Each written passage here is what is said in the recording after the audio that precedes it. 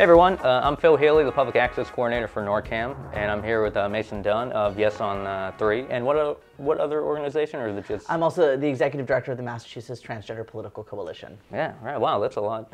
It's a mouthful, yeah. Yeah. But also the title is pretty huge. I mean, that's crazy. Yeah. But all that aside, we actually had Mason Dunn and Yvette Alata here to talk about question 3. I believe a couple days ago, and there was something wrong with the sound, so we decided to do it again. Yvette couldn't come, or Yvette, I'm sorry, I always say Yvette because it's a Y, but Yvette couldn't come back, and I have a statement from her to read regarding her and it's like Keep Babies Safe. I forget what the name of the site is, but here's the statement. We believe that the Massachusetts bathroom and locker room law needs to be repealed because it prohibits businesses from protecting women and women from protecting themselves from convicted sex offenders in women's bathrooms, showers, and locker rooms and fitting rooms. Attempts to have predators removed from these spaces can result in business and women being fined up to $50,000 and up to a year in jail if the assailant decides to file a gender discrimination complaint against her or the business. So that's the end of the statement, just to be clear. And yeah, we heard this when she was here, and she did go on ad nauseum about it. And like we had talked on the program, like we understand no one wants, like this bill is not calling for that. It's just reinforcing pretty much the bill that's on the books, right? Well, give me, yeah, sorry. Right. I don't mean to. Yeah, well, you know, first of all, thank you for having me back and opening up this conversation. You know, what we're talking about on question 3 and why it's so important to vote yes on question 3 is about basic rights and dignity in public spaces for transgender people like myself. The law that we are voting on is called the Transgender Anti-Discrimination Law or Act, which has been in place for now over 2 years. And the law specifically states that we as transgender people should be able to access public spaces free from discrimination or harassment. Now, as a transgender person, this is essential for my ability to go about everyday life. It means that I can go to the grocery store or a hospital or walk through a park knowing that I am free, I can be there free from discrimination or harassment. And so I think that's really critical to understand. We're not voting on a safety or criminal law issue. We are voting on non-discrimination protections.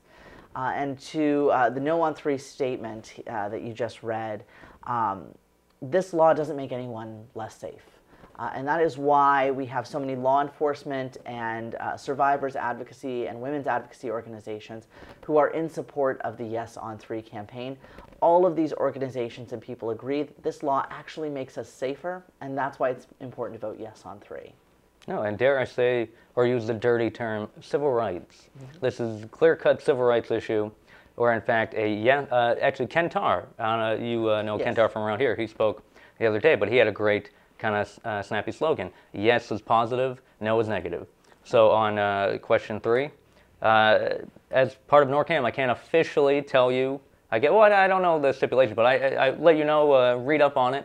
You can find more online. Is there any more you'd like to say about the bill, or where you could read up more about it? Sure. So folks can go to freedommassachusetts.org or freedommass.org to learn a little bit more about why a yes vote is truly a positive vote. It's a yes vote is a vote for rights, for dignity, for equality, and for Massachusetts to maintain our reputation as a state that values the equality and dignity of all people. And so that's why a yes vote is so important, and people can go to freedommassachusetts.org to find out more. That's beautiful. So yeah, Mason, honestly, that's all you need to hear. If you want to read up more about it online, feel free. There are a bunch of websites. Actually, Secretary of State on Mass has a great overview of all the ballot initiatives and everyone involved. And personally, yeah, it's a civil rights issue. And I understand people wanting to protect other people, but that's a whole nother bag of bones. And also, this bill isn't, like you said, nothing to really do with it. And it just... Right. Well, and this law has nothing to do with criminal law. It has nothing to do with making people less safe. Like I said, it makes people more safe. The No on 3 side talks about a few anecdotal situations about safety in restrooms. And what's important to know is that the stories that they talk about have nothing to do with this law. All of the stories they talk about, actually somebody was arrested and prosecuted for the crimes that they committed. They claimed no protection under this civil rights law, these non-discrimination protections, and they weren't transgender themselves. Now, what I can tell you is that we did a study a couple of years ago of transgender people in the state of Massachusetts. 65% of transgender people in Massachusetts had experienced discrimination in public spaces. That's the real issue here. We should be able to file charges of discrimination and know that we're safe from that, rather than raising up anecdotal stories that have nothing to do with these non-discrimination protections. Which you bring up a great term, anecdotal stories. Not evidence. And this is actually, Yvette, to her credit, had said they're anecdotal stories. I don't know if that's part of her spiel, but she had said it, and anecdotal doesn't mean evidentiary. Right, and actually there was a wonderful academic study done a few weeks ago where people, it was done out of UCLA, a peer-reviewed academic study that showed that the cities and towns where we have local ordinances for non-discrimination that passed a number of years ago, they saw no increase in public safety threats or concerns in restrooms or locker rooms. So the anecdotal stories being falsely accused of a problem with this crime or with this law are totally separate and distinct. What the evidence shows is that there is no threat for public safety or issues of public safety related to this law. We have seen no increase in public threats or safety concerns as a result of passing this law, which has been on the books now for over 2 years. There you go. You have that window to look over. It's been here. It seems like this argument is a bit of a shell to kind of mask a bit of evil, to take something away from a group of people that we fought hard to maintain, and we will. Yeah, take a look at the bill and everything about it, and know that the election's on Tuesday. And I can't say you can do early voting now, because by the time this is edited, I'm sure it'll be over, because it's within an hour, I think, or most of town hall. But thank you, Mason, for coming in. Is there any closing thing you'd like to say? You know, I think the only thing I would want voters to know is that I understand a lot of people don't know somebody who's transgender.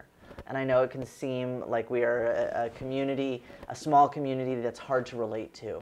But I think what we can all relate to is the ability and the desire for rights and dignity in public spaces. And the basic right to access public spaces free from discrimination or harassment is a very basic thing that we all deserve and we all want. And that includes transgender people. And if that's how you believe, if you believe all people deserve rights to access public spaces, including transgender people, then a vote yes on 3 is the way to go. Yeah. And even I say it at the very worst, if you don't agree with someone's lifestyle, you agree with the inalienable fact that everyone should be treated equal.